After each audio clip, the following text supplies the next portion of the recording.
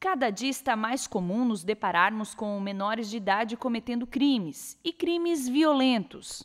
Nossas delegacias estão cheias de investigações envolvendo menores. Essa especializada registra muitos casos. Roubos e tráfico de entorpecentes são os mais praticados pelos adolescentes.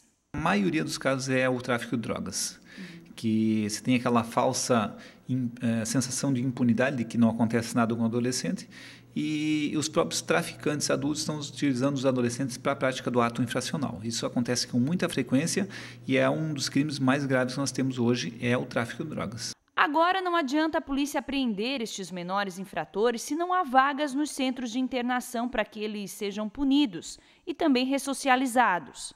A comarca de Araranguá, através da Vara da Infância e Juventude, tem encontrado dificuldade nisso. Para o estado todo, para atender todos os municípios catarinenses, existem aproximadamente 70 vagas para internação. E na falta de vagas, o judiciário tem que seguir a lei e deixar os menores livres. Temos a falta impressão de que a lei é muito branda e de que o problema está na lei, mas na verdade o problema está na não aplicação da lei. Nós temos medidas previstas que nós do judiciário não conseguimos aplicar, porque o Estado, que é quem é responsável por manter o sistema de segurança pública, não nos dá estrutura para tanto.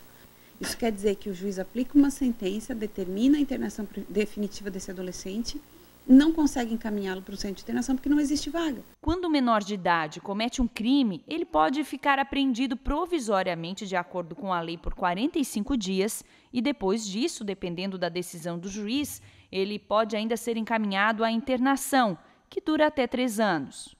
Na comarca de Araranguá, os números são preocupantes envolvendo menores. E por não existir centro de internação definitiva em número suficiente para atender a demanda, o juiz não tem como encaminhá-los para a medida socioeducativa em meio fechado. Acaba, então, ou simplesmente soltando, mandando que eles fiquem na rua guardando vaga, ou encaminhando para uma semiliberdade, o que geralmente dá errado, porque se o adolescente tem perfil para estar internado, ele deveria estar atrás das grades, né? Ele não poderia estar numa semiliberdade, ele não vai conseguir cumprir aquela medida com a mesma responsabilidade, e isso tudo traz insegurança para a sociedade. Essa psicóloga explica que a falta de cumprimento de medida educativa ou adequada internação pode fazer com que os menores voltem a delinquir. A partir do momento que, de alguma forma, esse adolescente, um adolescente cometeu uma infração, e ele não é responsabilizado, e responsabilizado não é necessariamente punir ou ficar enclausurado ou restrito à sociedade, mas responsabilizado no sentido de ter um acompanhamento adequado, de compreender as consequências do seu ato. Eu acredito que sim, que isso possa banalizar aquela conduta, inclusive que ele possa tornar a repeti-la.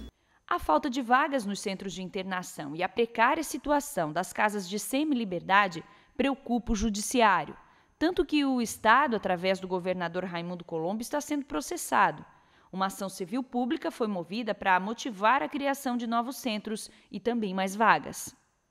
Aqui em Araranguá, por exemplo, nós temos 2 adolescentes aguardando vaga dentro da casa de semiliberdade, com decretação de internação já. Nós temos 7 adolescentes em internação provisória, que se receberem uma medida de internação definitiva, eu não vou ter para onde encaminhar. E nós temos 3 adolescentes que só estão internados porque o promotor de justiça entrou com uma ação civil pública, na qual eu deferi uma liminar, obrigando o Estado a nos fornecer as vagas. Senão, nós estaríamos com esses adolescentes que deveriam estar internados na rua por falta de vaga.